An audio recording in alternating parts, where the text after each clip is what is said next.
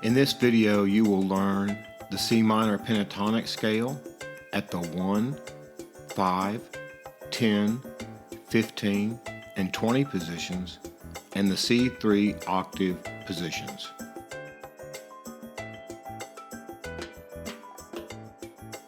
Hey, in this video we're going to talk about the pentatonic tree, the roots and the branches, and how they work up and down the fretboard. So let's jump into it.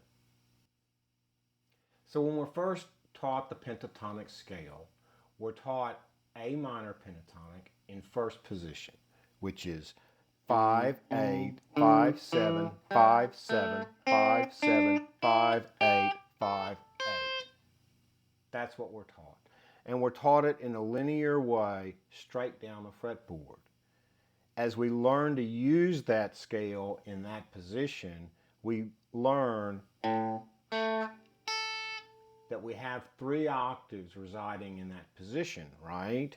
And they are the C2, C3, and C4. The problem is that we learn it in that linear fashion, and it starts to restrict us. Even though we learn the John Mayer equator and we learn the major pentatonic scale that's on top of the minor pentatonic scale, we still end up rooted in that line at that first position. And then we have to learn all the other, quote, positions for how it works. What I want to talk about is how to use middle C as an anchor for you to understand how many different positions the same notes are in, and to recognize that C4 in yellow is occupying most of the fretboard. And so I just wanted to show you an exercise in how I do that. First thing I want to do is take a look at the C in the 5 position here on the G string at the 5th fret, and its octave on the high E string at the 8th fret. And so what we know about the pentatonic scale is that it's 5 notes, right? It's 1, flat 3, 4, 5, flat 7, and the octave. So we know that pentatonic is 5, and we're using 5 notes. So what I want to show you is how the same exact sound is in 5 different positions. And so I'm going to go through a little exercise, and I'm going to walk down from the C5 to the C4 and show you that.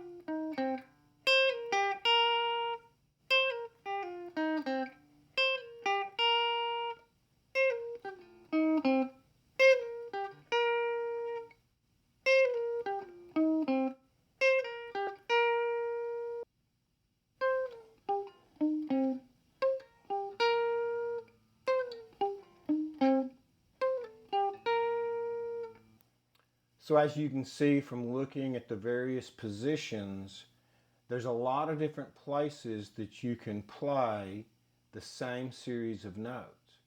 If you develop an understanding at each notch in the colors at 1, 5, 10, 15, and 20, you will start to realize that if you use the middle C as an anchor, you will always know where you are. Now, understand that an anchor for a boat is something that we use to keep us in place. But just like my trip to the Grenadines, which is one of my favorite trips that I ever had, the boat didn't stay anchored in one place. The idea of using an anchor to help you understand the fretboard is something that you can then lift and move to a different place. So if you want to play in the key of D and play D minor, you simply shift what you learn from using middle C 2 frets, and you can play the same way. If you'll just commit yourself to learning all of the notes for the one C minor pattern and use middle C as your anchor, you can always shift that anchor and move it to any location that you want to be in. If I want to take what I know and have learned about middle C and move up and play the same thing with the D, I can do the same thing, right? And so once you learn the relationship for the branches going up the fretboard, you can take a look at the root that are going down. In the same way that you have your 5 positions for middle C moving down the fretboard, you have your C3 octave in blue at the notches that you can use to go down. So for example, we can make the same run starting at the C4 octave at the 5th fret on the G string and go down into the C3 octave in the same way, right? And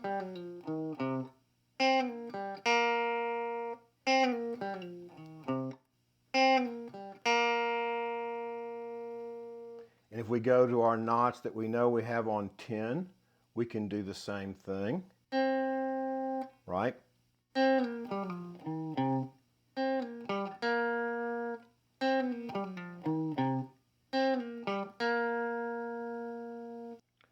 We go down to our notch at 15.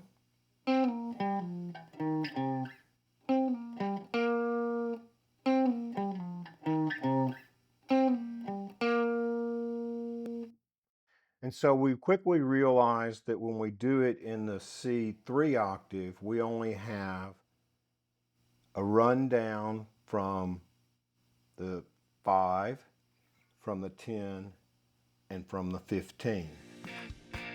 That's all the time we have. The outro music's coming. See you in the next video.